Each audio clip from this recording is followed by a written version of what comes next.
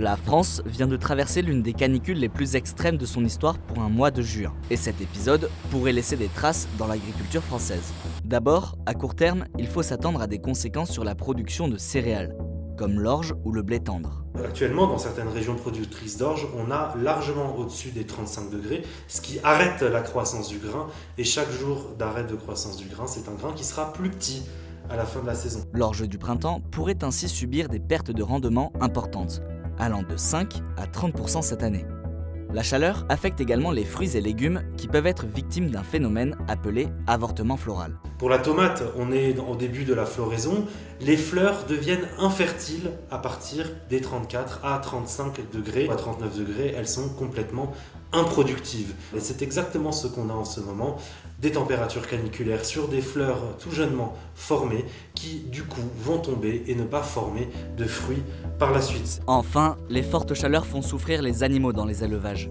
Lorsque ce stress thermique est trop important, on peut avoir des baisses de production du lait ou des baisses de taux de ponte pour les poules par exemple. Voilà pour les conséquences immédiates, mais elles peuvent entraîner des problèmes en cascade. Par exemple pour les pâtures. Les pâtures, c'est là où nos animaux broutent.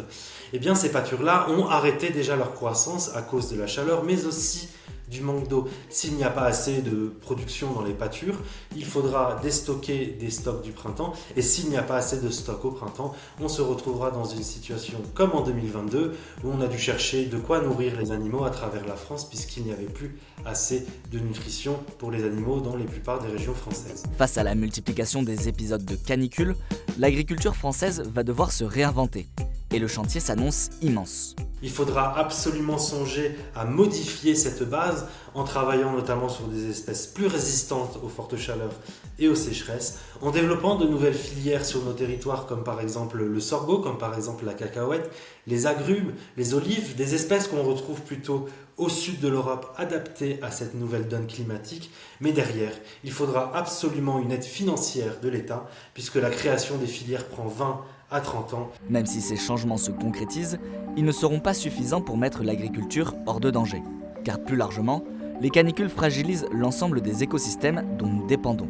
Les abeilles souffrent aussi de la chaleur, notamment au niveau des ruches, et les oiseaux également. Je rappelle qu'on a eu une mortalité accrue, qui n'est pas encore chiffrée, mais qui a été accrue lors de la précédente vague de chaleur mi-juin. En 15 ans, 30% des oiseaux des champs ont déjà disparu en France. Et leur déclin entraîne une hausse des insectes nuisibles défavorables à l'agriculture. Par ailleurs, 40% des pollinisateurs invertébrés, dont les abeilles, sont en voie de disparition.